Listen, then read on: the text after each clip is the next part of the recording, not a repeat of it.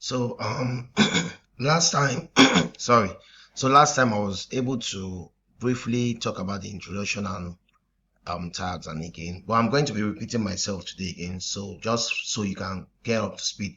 And I'm sorry about being in a as in poorly lighted room. I had to switch off the lights because they were actually disturbing my eyes.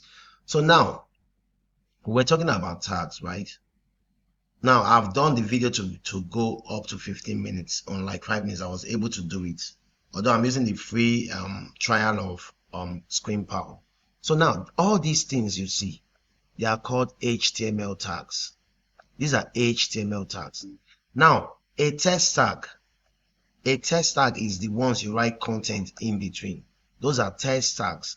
Remember what I said? I said HTML tags and text tags. Now the text tags, the HTML tags, for instance, are all these kind of ones you see here. Body, which has body open, body close, HTML, head, then the meta, then the head, then the document type, then the HTML language. These are HTML tags. Okay. Now the text tags are going to be, the text tags are simply something like this. Look at the title, open and closing tag. Now I have a content that I wrote inside. Remember I told you we can change this thing, right? So I'm going to be changing what is inside here. So I'm going to call it my app. You understand? So once I say my app, then I go to my folder that I created, and I'm going to run the folder, run the browser there. Good. You can see it. You can see what I have here. So sorry about this. Don't know why this thing. Okay, yes, you can see it, my app. Look at it here. You can see it's called my app. So now let's dive into tags. Let's dive into tags. So let's dive into tags. I'm going to close this and let's dive into tags. Now we have different tags. We're talking about different tags, right? That's what I'm talking about. Different tags. So I have the P tag, which takes in things. I'll say hello world. Now, as it's like this, we have the open and the closing tag, which is the P tag, paragraph tags. Now I'm writing a content inside. I just wrote hello world. So all together they are known as elements. So don't forget this word, please. It's important you don't forget it. Elements. The elements. Okay. So when you have contents in between the tags, they are known as elements. The reason you shouldn't forget this, because of in JavaScript, you'll be making use of this. So let's continue now. Now we have the P tags, then we have the heading tags. The heading tags, which hello headings. So we have the heading tags from H1 to H2 to H6. So I'm just going to do H6 here. Hello headings 6. So 6 is the smallest among the heading tags. I believe you know that one, right? So if I go further now, we stopped at attributes. I was explaining what attributes are yesterday, just yesterday. I was telling you what attributes are. So what are attributes? What are attributes? What are attributes? So attributes give meaning to certain HTML tags. They hold information to what an HTML tag can do. Now, for example, in the link tag, remember the anchor tag I was talking about? So we have the anchor tag. Now you can see what they wrote here, href, then equals to, then these double quotes here. Now, if I say the anchor tag, let's say, for example, I'm saying I want to go to YouTube. This is YouTube, right? I'm going to now type YouTube's address here. This href, that's what it stands for. It's saying destination. Where is this anchor tag, this link leading to? That's what it says. You get what I'm saying? You can see it says, you can see that pop-up, white pop-up. It says contains a URL or URL fragment that the hyperlink points to. A URL fragment is a name preceded by a hash mark, which specifies an internal target location. So leave all those grammar. What it does is this. It just tells you where the URL is going to. And what do we mean by URL? Like the link where maybe a website is being run to. So I'm going to say HTTPS colon // and I'll say www.youtube.com. Now when I go back and I refresh my browser, you will see YouTube. Let me make this a bit bigger. You can see YouTube. If I click on this, it will take me to YouTube. You can see how it's running to YouTube, right? So I'll go back. Right now, what I'm going to do now is this. I'm going to show you another HTML tags that has attributes. Like for example, the image tag is there. We are going to cover this too. This source means what image are we uploading here. So I'm going to show you how we can do all this, and then this auth too is another thing we should learn about. But for now, let's just leave it to the attribute tags. Okay, let's leave it to the attribute tags.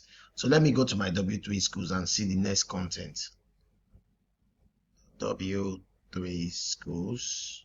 Let's see the next content we are going to. So my HTML. So we've covered attributes, headings, paragraphs. Now let's talk about HTML styles. Now what are HTML style? The HTML style attribute is used to add styles to an element, such as color, font size, and more. So let me explain this. Remember I told you HTML can have attributes. Like for example, we saw the anchor tag. It has its own attributes.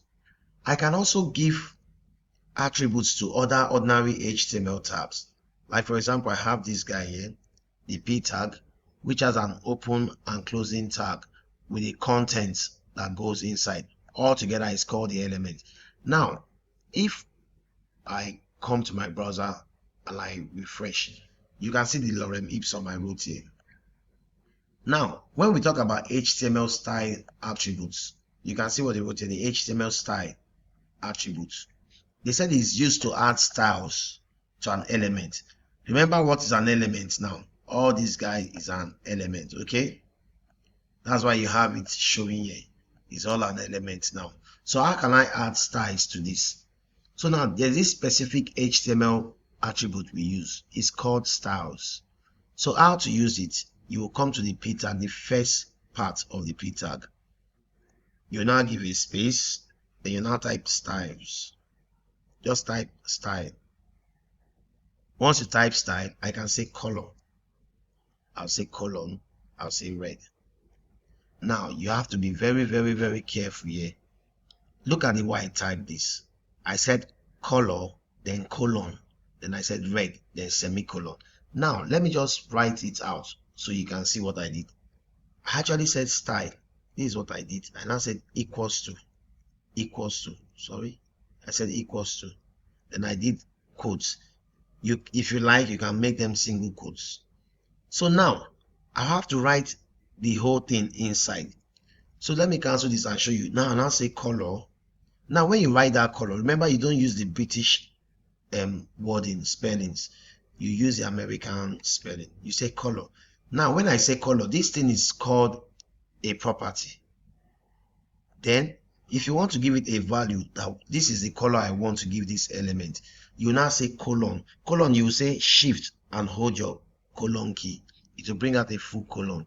Then you now give the value, maybe red or blue. You can say blue. Now after writing it, make sure you give semicolon. Semicolon is just clicking the semicolon key without any tab, any key, just that one. The first one is just say color, then you hold shift, you hold the full colon, then after that you can give it your property and now say semicolon. Now what this does is it defines the end of this particular code. So you can come here again and write another code. You can come here and say font size. You can say I'm giving full colon here, then I'll now say 45 pixels. Don't worry, you know about all this. I'll now say semicolon. This code here means it's ended. This semicolon, that's what it means. I've ended this particular code. This one too is ended here. From year to year is ended. Then from year to year also is ended. So what shows that it has ended is this semicolon you give here. Why this colon here, full colon here, is the value that you are giving to the font size. Why the semicolon shows the code is ended over there. Okay, so I'm going to wipe all this off. Then I'll come back here. I'll redo this. So what I'm going to do is look at that p tag. I'll come inside, I'll say style, and I'll say equals to, when you type style, just the text editor helps you, just type enter. It will now bring out the different properties that you want to use. But I want to use the color. I want to choose the color. I'll say color, I'll say red. You can see the red. Now let's go and refresh. The text becomes red. You can see it red. Now let's go back here. Now I want to make this element to be big. How do I do that?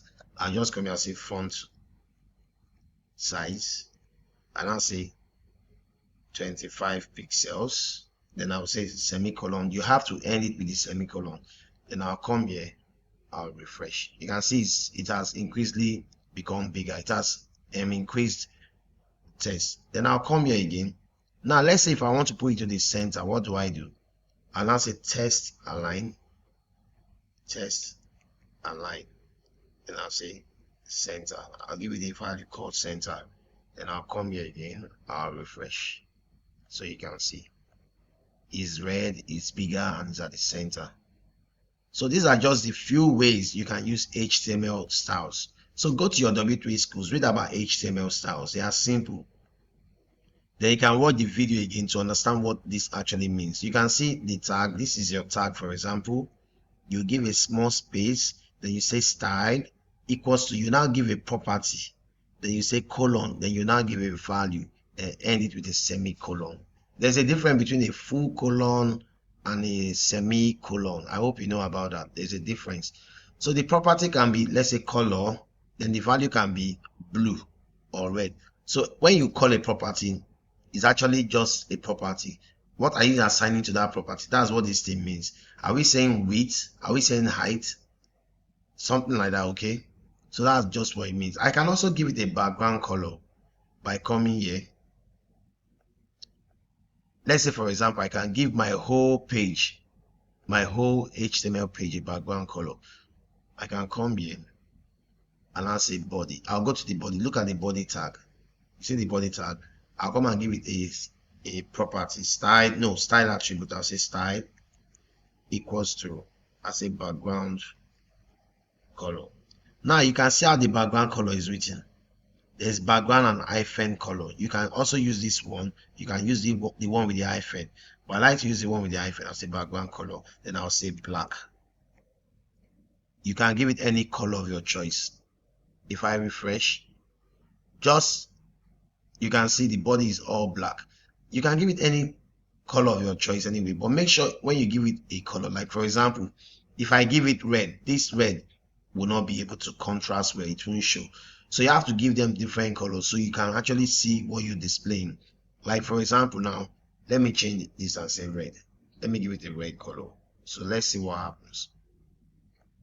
You can see that YouTube. I mean, you can see the YouTube because it has a default color, but the other text, you can't see that lorem ipsum. It's kind of somehow. The only way you can see the lorem ipsum is if you give it another color. Like let's say I give it white. I say white. So by the time I refresh now, you can see it. Okay, but me, I prefer black. So I'm going to give this guy black, the body black. Then I'll give this one red. You can give it white if you like.